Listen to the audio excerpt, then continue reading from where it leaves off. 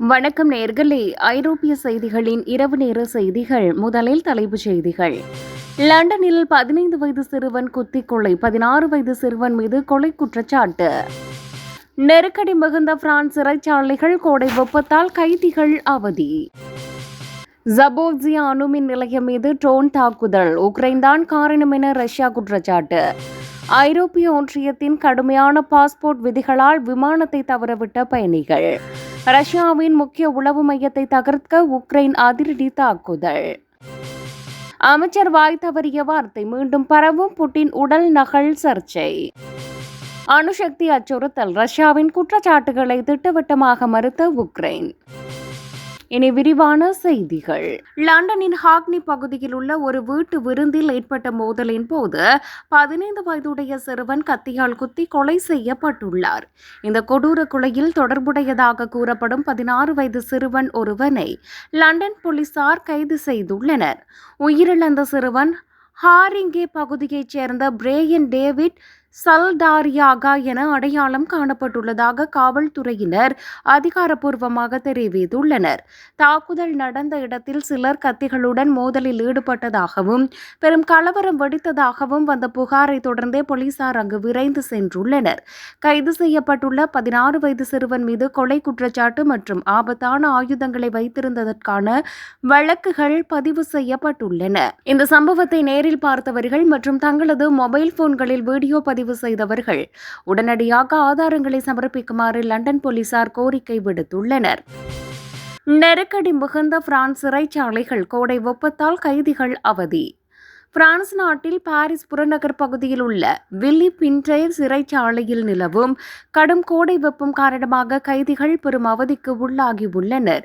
சிறைகளில் கொள்ளளவை விட அதிகமான கைதிகள் அடைக்கப்பட்டுள்ளதால் இந்த வெப்ப அலை சூழல் மனிதநேயமற்ற முறையில் இருப்பதாக கைதிகள் வேதனை தெரிவித்துள்ளனர். மிக குறுகிய அறைகளில் மின் விசிறிகள் மற்றும் ஈரமான துணிகளை கொண்டு வெப்பத்தை தணிக்க கைதிகள் போராடி வரும் அவல நிலை ஏற்பட்டுள்ளது. பிரான்ஸ் நாட்டின் இடதுசாரி நாடாளுமன்ற உறுப்பினர் ஒருவர் இந்த சிறைச்சாலைக்கு நேரில் சென்று ஆய்வு செய்த போது இந்த அதிர்ச்சி தகவல்கள் வெளிப்பட்டுள்ளன. பிரான்ஸ் நாட்டின் இடதுசாரி நாடாளுமன்ற உறுப்பினர் ஒருவர் இந்த சிறைச்சாலைக்கு நேரில் சென்று ஆய்வு செய்த போது இந்த அதிர்ச்சி தகவல்கள் வெளிவந்துள்ளன. பிரான்ஸ் சிறைச்சாலைகளில் தற்போதைய கைதிகளின் எண்ணிக்கை அதன் உச்சவரம்பை கடந்து அதிகரித்துள்ளதால் உள்கட்டமைப்பு மற்றும் சுகாதார வசதிகள் பெருமளவில் முடங்கியுள்ளன.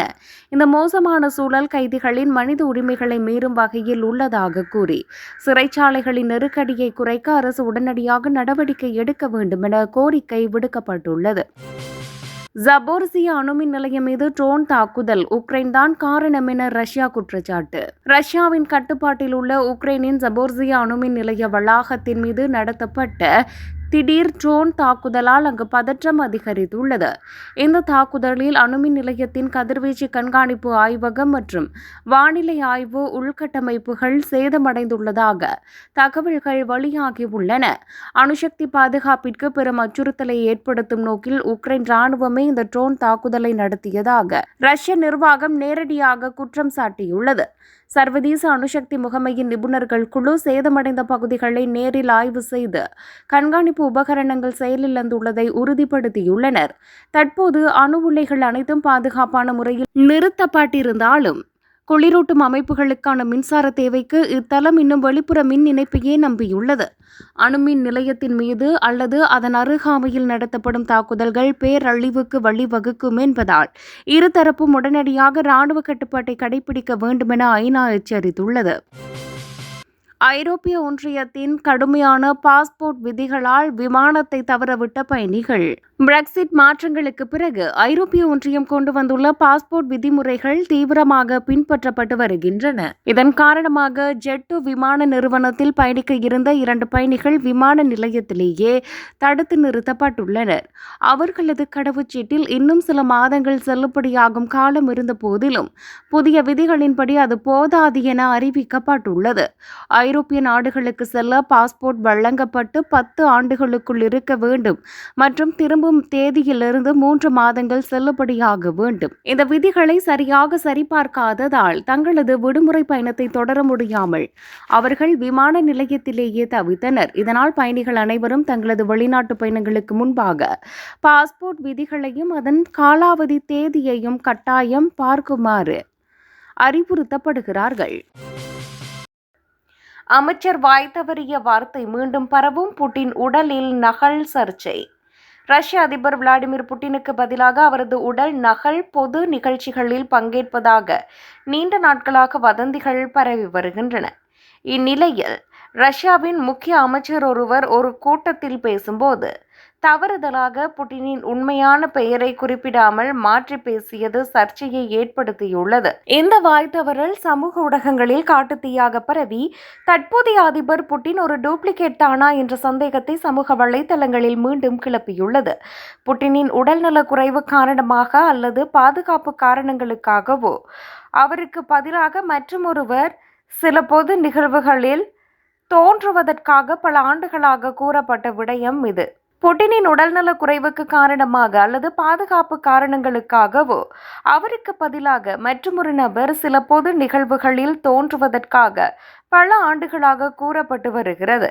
எனினும் அதிபர் புட்டினுக்கு மற்ற நபர்கள் யாரும் இல்லை என்றும் அவர் முழு ஆரோக்கியத்துடன் இருக்கிறார் எனவும் கிரெம்ளின் மாளிகை இந்த வதந்திகளை திட்டவட்டமாக மறுத்துள்ளது. போர்க்களத்தில் தங்களுக்கு ஏற்பட்டுள்ள பின்னடைவுகளில் இருந்து சர்வதேச சமூகத்தின் கவனத்தை திசை திருப்பவே ரஷ்யா இத்தகைய வீண் பழிகளை சுமத்துவதாக உக்ரைன் குற்றம் சாட்டியுள்ளது. அணுசக்தி நிலையங்கள் தொடர்பான சர்வதேச மனிதாபிமான சட்ட விதிமுறைகளை தங்களது படைகள் முழுமையாக பின்பற்றி வருவதாகவும் உக்ரைன் தரப்பில் விளக்கமளிக்கப்பட்டுள்ளது.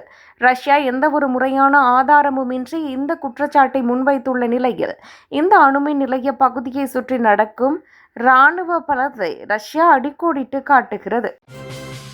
அணுசக்தி அச்சுறுத்தல். ரஷ்யாவின் குற்றச்சாட்டுகளை திட்டவட்டமாக மறுத்த உக்ரைன் ரஷ்யாவின் கட்டுப்பாட்டில் உள்ள ஜபோர்ஜியா அணுமின் நிலையத்தின் 6வது பிரிவின் மீது உக்ரைன் ட்ரோன் மூலம் தாக்குதல் நடத்தியதாக ரஷ்யாவின் ரோசாட்டம் நிறுவனம் குற்றம் சாட்டியுள்ளது. இந்த தாக்குதல் காரணமாக ஐரோப்பாவின் மிகப்பெரிய அணுமின் நிலையத்தின் உள்கட்டமைப்பு சேதமடைந்துள்ளதாக ரஷ்ய தரப்பு அண்மையில் தெரிவித்தது. எனினும் ரஷ்யாவின் இந்த குற்றச்சாட்டுகளை முற்றிலும் மறுத்துள்ள உக்ரைன் ராணுவம் இது தங்களை அவதூறு செய்வதற்கான ஒரு புரளி மற்றும் பொய் பிரசாரம் என கூறியுள்ளது. போர்க்களத்தில் தங்களுக்கு ஏற்பட்டுள்ள பின்னடைவுகளில் இருந்து சர்வதேச சமூகத்தின் கவனத்தை திசை திருப்பவே ரஷ்யா இத்தகைய வீண்பழிகளை சுமத்துவதாக உக்ரைன் சுட்டிக்காட்டியுள்ளது. அணுசக்தி நிலையங்கள் தொடர்பான சர்வதேச மனிதாபிமான சட்ட விதிமுறைகளை தங்களது படைகள் முழுமையாக பின்பற்றி வருவதாகவும் உக்ரைன் தரப்பில் விளக்கமளிக்கப்பட்டுள்ளது. ரஷ்யா எந்த ஒரு முறையான ஆதாரமும் இன்றி குற்றச்சாட்டை முன்வைத்துள்ள நிலையில் இந்த அணுமின் நிலைய பகுதியை சுற்றி நடக்கும் இராணுவ நடவடிக்கைகள் உலகளவில் மீண்டும் கவலையை ஏற்படுத்தியுள்ளன.